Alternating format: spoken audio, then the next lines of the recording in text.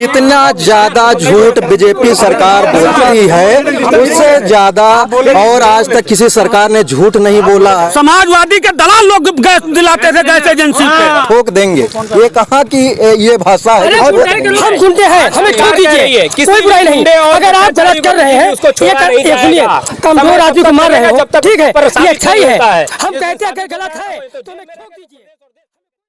बहुत हुआ अत्याचार। अब की बार मोदी सरकार के नारे के साथ सत्ता में आई थी, लेकिन महंगाई और लोगों पे जिस तरीके से धरने पे लोग बैठे हैं उस पर क्या कहेंगे? देखिए, जैसे महंगाई की बात हो रही है, जाते हैं 80 रुपये दारू पीते हैं, महंगाई कहाँ दिखाई पड़ रही है?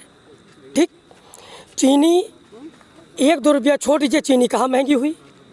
ठीक, अब उसके बाद लीजिए, जैसे सबका साथ सबका विकास की बात आती है, किसके साथ अन्याय हुआ, किसके साथ अन्याय हुआ, ये लोग बता दें।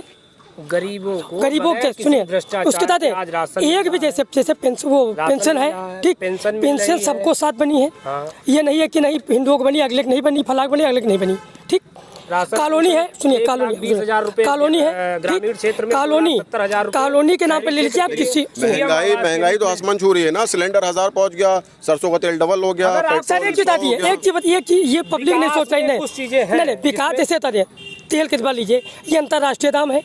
ठीक, अंतर्राष्ट्रीय दाम पे है, अंतर्राष्ट्रीय दाम महंगा होगा तो तेल महंगा होगा। अंतर्राष्ट्रीय दाम है तेल। आपने एक बात कही, अंतर्राष्ट्रीय दाम है। जब कांग्रेस की सरकार थी तो 40 पैसे बढ़ते हैं, तब स्मृति ईरानी और पूरा विपक्ष जो होता है वो सड़कों पे उतर आता है। तब नहीं अंतर्राष्ट्रीय। इस समय अगली पार्टियां क्यों नहीं उतर रही हैं? अगर उनको महंगाई लग रही है, तेल महंगा है, सुनिए, अगर महंगाई बढ़ रही है, तेल महंगा है, गैस महंगा है, तो अगली पार्टियां क्यों नहीं उतरती हैं? वो आप पे आरोप लगा रही हैं कि अगर हम सड़कों पे उतरेंगे तो ये मतलब अच्छा ठीक है, गुंडागर्दी की सरकार है, जेलों में डाल देगी, ईडी भेज देगी। क्या इन्होंने नहीं भेजा? क्या जब ये धरना प्रदर्शन करते थे तो क्या इन्होंने नहीं किया? इन्होंने किया, इन्होंने भी किया है। लिए लाइन नहीं लगती है। 8 करोड़ महिलाओं को उज्ज्वला गैस योजना का लाभ मिला है। कितनी विधवाओं को पेंशन मिल रही है, विकलांगों को और अपने बुजुर्गों को, जिसमें कोई भी भ्रष्टाचार नहीं है, 1 पैसे का भ्रष्टाचार नहीं है। और आप समझ लीजिए, आज उस समय बहुत सस्ता था, सब कुछ था, होते हुए भी लोगों को दिन भर लाइन लगानी पड़ती थी। दिन भर उनको जो है सिलेंडर के लिए 2-2, 3-3 दिन की लाइन लगानी पड़ती थी। आज सिलेंडर आपको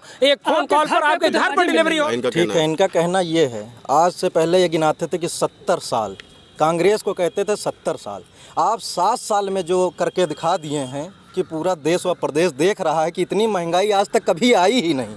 और वही स्मृति ईरानी है जो मनमोहन सिंह को चूड़ियाँ और प्याज लेके देने जाती थी, और आज उनका मुंह नहीं खुल रहा है और कहते हैं कि आप उसका विरोध नहीं कर रहे हैं। जब हम रोड पे उतर रहे हैं तो आप शासन सत्ता का जोर दबा के हम लोग के ऊपर लाठी से हम लोग क्या बात दबाएंगे? हम लोग किसान के बेटे हैं, किसान के नेता, हमारे नेता किसान हैं, माननीय मुलायम सिंह यादव, जो जिनको धरती पुत्र के नाम से जाना जाता है।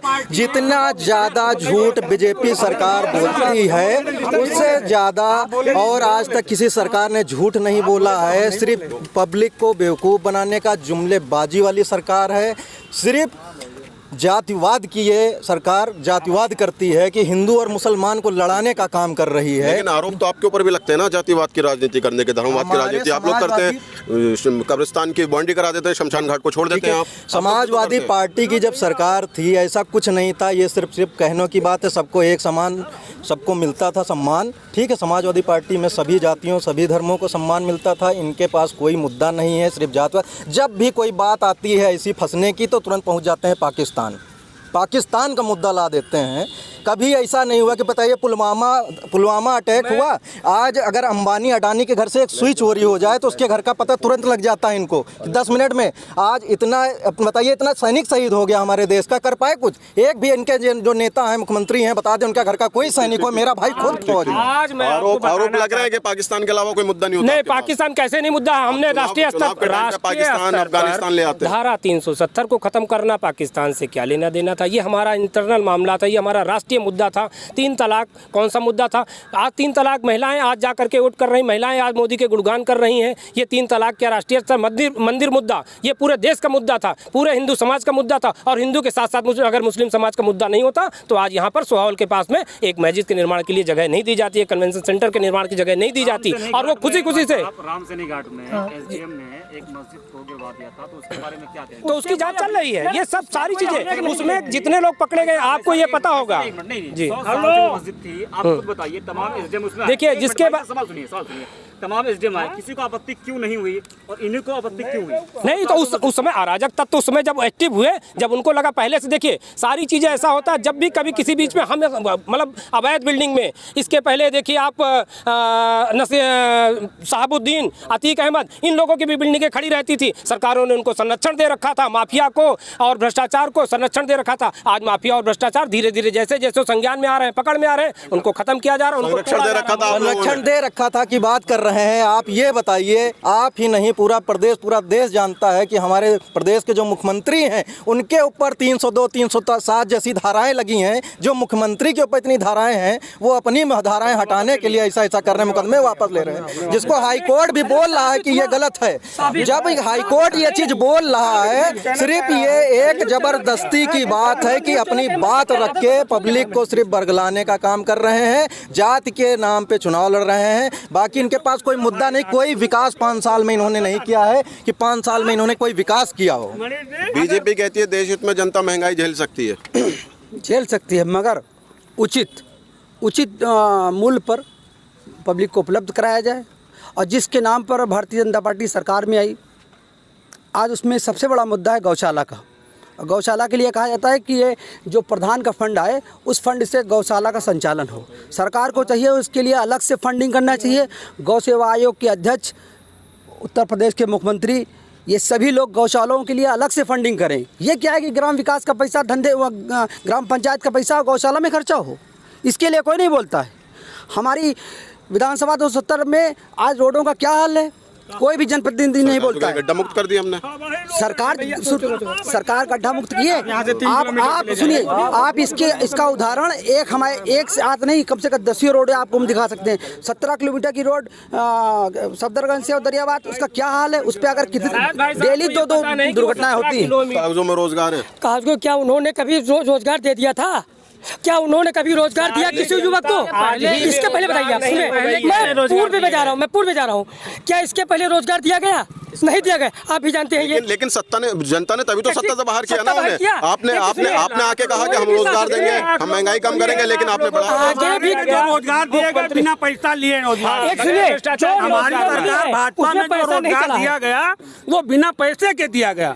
समाजवादी पार्टी में पहले पैसा लेते थे, बाद में रोजगार उसमें भी पैसा लेते थे, बाद में रोजगार। सरकार नाम बदलने का काम कर रही है, हिंदू मुस्लिम की बात कर रही है, शमशान कब्रिस्तान की बात कर रही है। 700 रुपये में सिलेंडर था, आज 900 साढ़े 900 रुपये में सिलेंडर 1000 रुपये में लेना पड़ रहा है।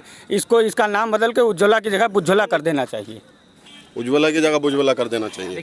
महिलाओं से इसके बारे में आप महिलाओं से पूछ सकते हैं। उनको आज की मैं आपको कल का उदाहरण बता रहा हूँ कि मेरे घर में गैस सिलेंडर खत्म हो गया था, 15 मिनट में गैस सिलेंडर मुझे उपलब्ध हुआ है लखनऊ के अंदर में। तो मैं ये कहता हूँ कि अगर किसी भी चीज की आप अच्छी, आज आप चले जाए रेलवे में चले जाए, 3rd AC और 2nd AC, 1st AC की बुकिंग ज्यादा होती है। समाजवादी के दलाल लोग गैस दिलाते थे गैस एजेंसी पे, समाजवादी के दलाल गैस दिलाते थे 5 साल पहले। अब उनका ये कथन है, उस पर कोई उनकी सभ्यता का वीडियो भी आया है, उनकी सभ्यता, उनकी भाषा पे हम कोई टिप्पणी नहीं करना चाहते हैं। उनको जैसा सिखाया गया वैसे ही बोलेंगे। हमारी ना पार्टी ने सिखाया, ना हमारे परिवार ने सिखाया कि किसी को असभ्य भाषा का प्रयोग करें। प्रदेश के मुख्यमंत्री ये बोलते ठोक देंगे, उनके शब्द सुनिए, ठोक देंगे। ये कहाँ की ये भाषा है?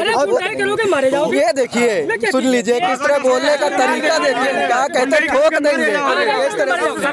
हम गुंडे हैं, हमें ठोक दीजिए, कोई बुराई नहीं। अगर आप गलत कर रहे हैं, ये सुनिए, कमजोर आदमी को मार रहे हो, ठीक है, ये अच्छा ही है। हम कहते हैं अगर गलत है तो हमें ठोक दीजिए, हमें कोई इतराज नहीं है। तो कुलदीप सिंह सेंगर आज तक जेल के कुलदीप सिंह सपा के साथ अंदर क्यों है? क्योंकि उन्होंने गलत किया। योगी आदित्यनाथ जब ये कहते हैं कि गुंडों को ठोक दीजिए, तो उन्हें भी ठोक देना चाहिए। तो संज्ञान में मामला जब आया, संज्ञान में तो उन्होंने पार्टी से निष्कासित कर दिया। मामला संज्ञान में कब आया? मामला संज्ञान में कब आया? जब वो महिला अपने बेटे के साथ विधानसभा के सामने आत्महत्या की कोशिश कर रही है। संज्ञान में है और उनको पार्टी से निष्कासित किया, विधायक पद से उनको इस्तीफा देना पड़ा और उसके बाद में वो जेल में है। मामला संज्ञान में तो तब आया ना जब एक महिला ने, एक माँ ने अपनी जान दे दी। महिला तो ये तो बताइए, इसके पहले तो ये सब चीजें होती रही हैं। जब भी कोई चीज खुल के आती है तो उस पर तुरंत एक्शन लिया जाता है। भाजपा गवर्नमेंट में किसी भी तरह का कोई भेदभाव नहीं है, नीचे से स्तर से पार्टी शुरू होती है और ऊपर तक की जहाँ भी गलत होता है वहाँ पर। बीजेपी एकजुट करती है किसानों के लिए, कि अगर उत्तर प्रदेश आओगे, लखनऊ आओगे तो बक्कल उतार दी जाएगी।